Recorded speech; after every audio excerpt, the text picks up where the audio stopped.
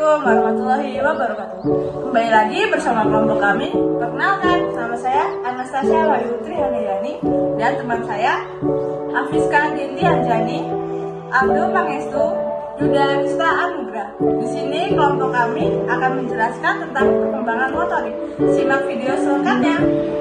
Perkembangan motorik adalah perubahan pada tingkah laku, motor atau gerak yang terjadi selama rentang kehidupan berkaitan dengan usia. Mengapa terjadi perubahan motorik?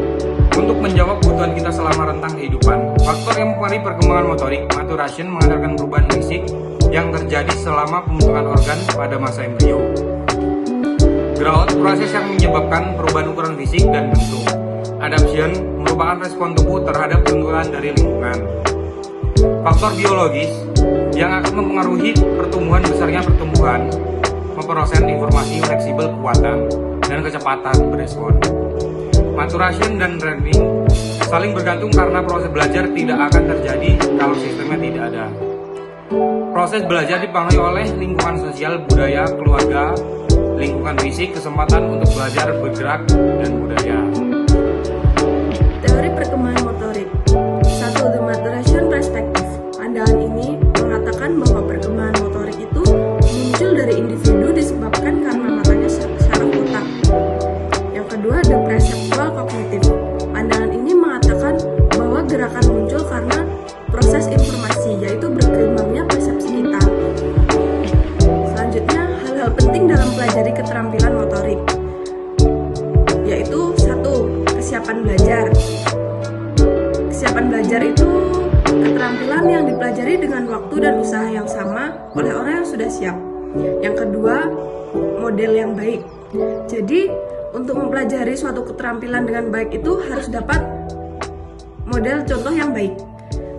Selanjutnya yang ketiga, bimbingan membantu untuk membetulkan suatu kesalahan sebelum kesalahan tersebut terlanjur dipelajari.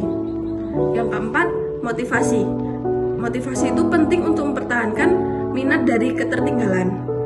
Jadi keterampilan sebaiknya dipelajari satu demi satu untuk mempelajari berbagai macam keterampilan motorik secara serempak.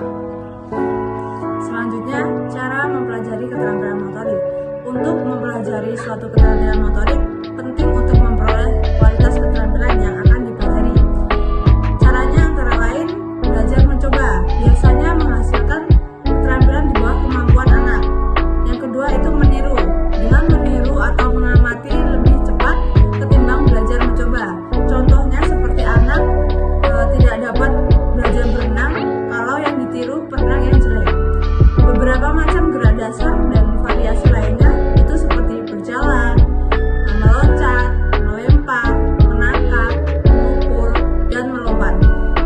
Selanjutnya adalah keterampilan motorik. Setiap pelaksanaan keterampilan yang terlatih merupakan rangkaian koordinasi dari beratus-ratus otot yang rumit yang melibatkan perbedaan syarat dan koreksi kesalahan yang berkesinambungan. Dalam keterampilan motorik yang terkoordinasi baik, otot yang lebih kecil memainkan peran yang lebih besar. Keterampilan yang dipelajari dengan baik akan berkembang menjadi kebiasaan. Setelah anak dapat mengendalikan gerakan tubuh secara kasar, mereka siap untuk memulai mempelajari keterampilan.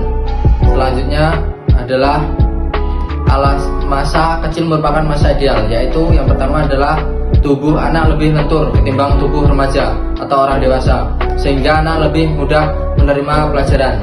Yang kedua adalah anak belum banyak memiliki keterampilan yang akan berbenturan dengan keterampilan yang baru dipelajari.